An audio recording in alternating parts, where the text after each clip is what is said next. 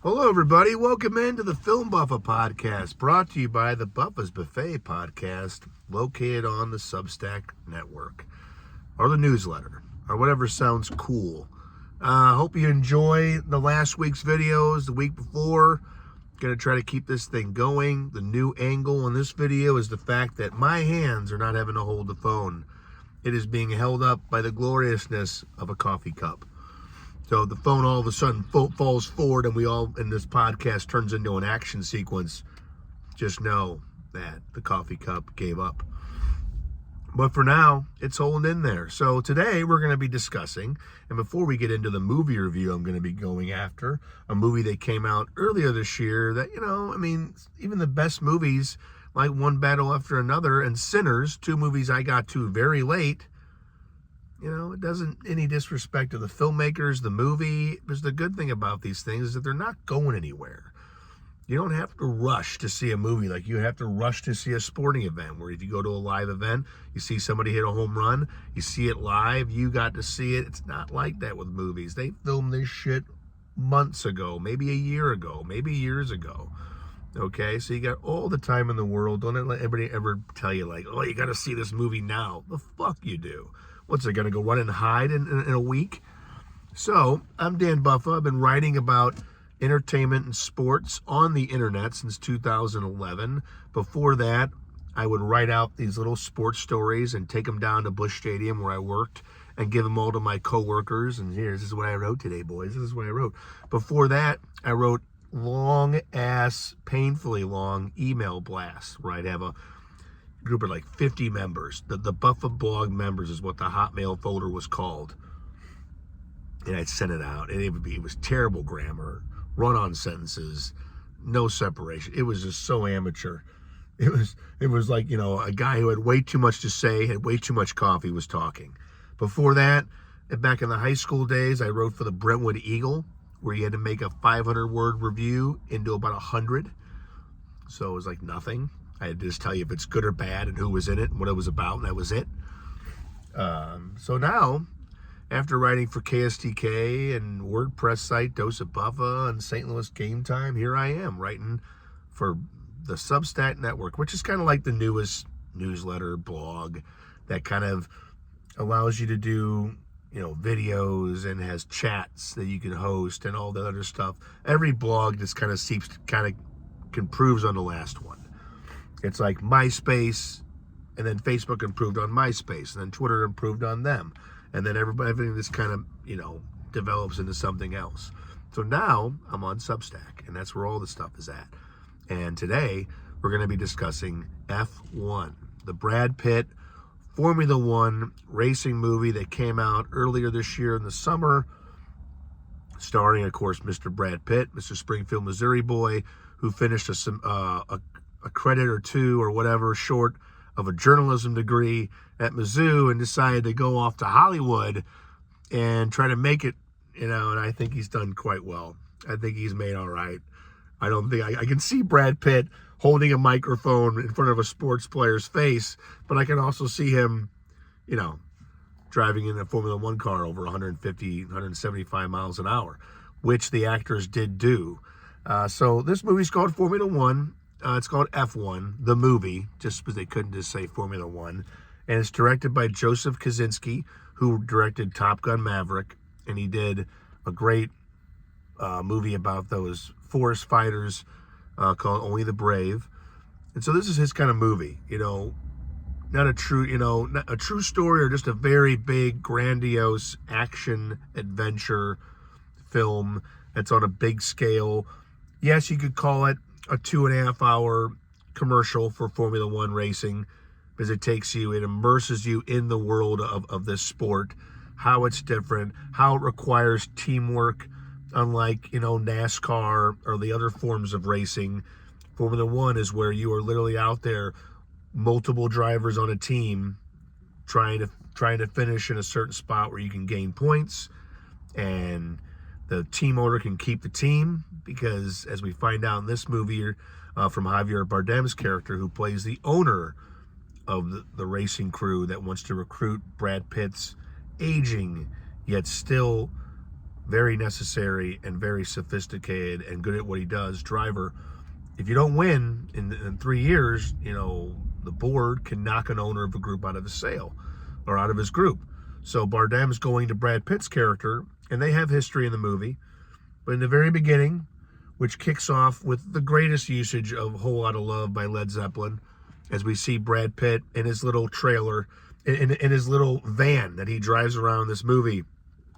He's kind of a vagabond. He's on the road. He takes different racing jobs. He's got history, and you find out about that as the movie goes on. But Javier Bardem recruits him to come save his team, because if he doesn't win a race in the last 9 races of the season, and that'd be 3 seasons without a race, without a win, without a point, then the board can take away Javier Bardem's racing team. And so those are the stakes. And of course, there are certain cliches. This is in a sports film. And in this one, Brad Pitt's the older driver who must work and hopefully help mature a young, impressive, incredible driver who's just too young. The only thing he lacks is maturity. Played by Desmond Idris, who is kind of a relatively new actor. He's the hot rod. He's the guy that thinks that they're giving opportunities to old people when they're bringing Brad Pitt in. It's that competitive desire that anybody has in any sport. Baseball, hockey, Formula One racing, and so they butt heads. And then Kerry Condon, who is just fabulous in Banshees of Inisherin and Ray Donovan back in the day, and she was in a movie with Liam Neeson in The Land of Sinners and Saints, and she's just a great actress who is Irish in real life but has used an American accent before. And thankfully, Joseph Kaczynski and the producers were like, you know what, why don't we just let her, be Irish? I mean, other people on the engineering team of this racing crew have different accents. She's the one that helps build the cars. If a race car needs something, she's the one that's going to find it. She knows who Brad Pitt's character is and kind of thinks it's a risk and also a reward to bring him on. Do they get romantically involved? Buddy, it's a sports film. You bet your ass they do.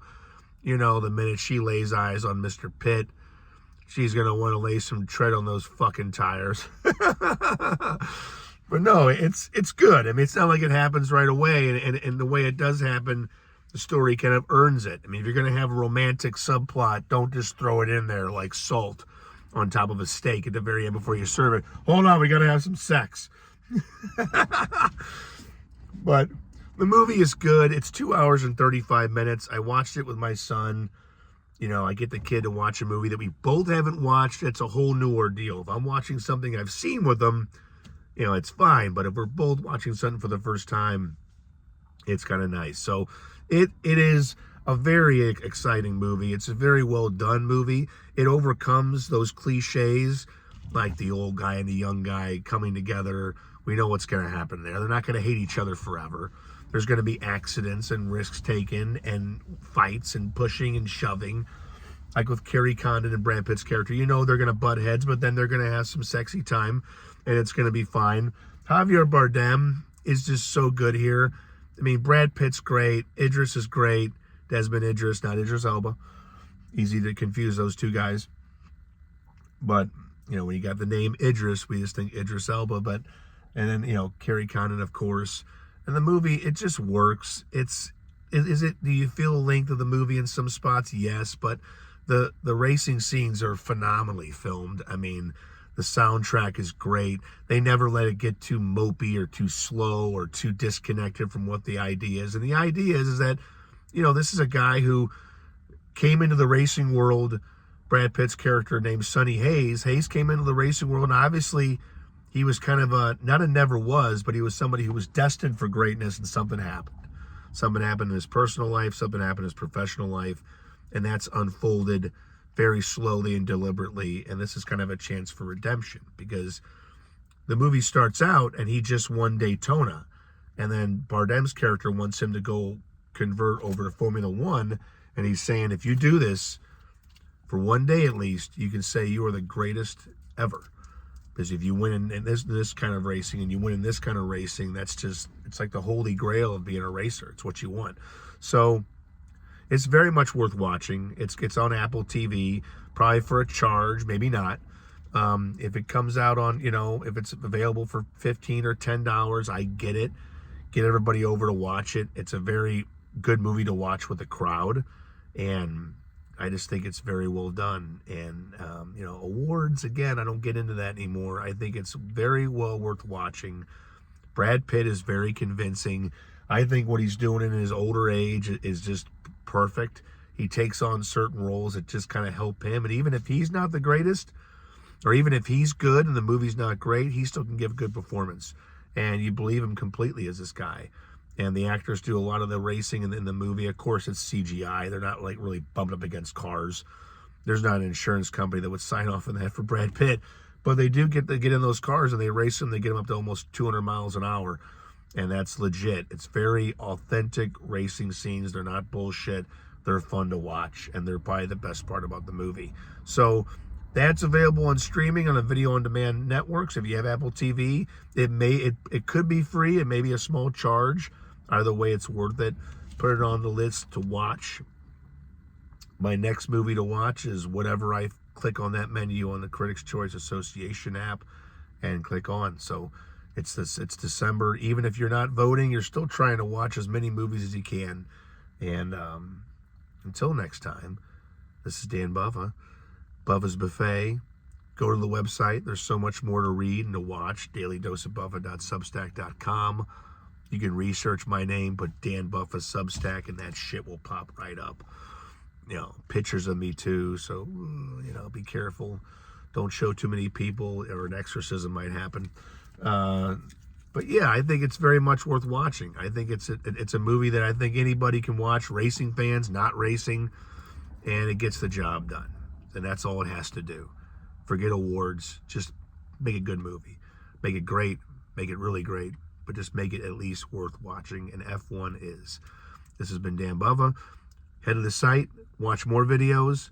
The Film Buffa has to go back to work.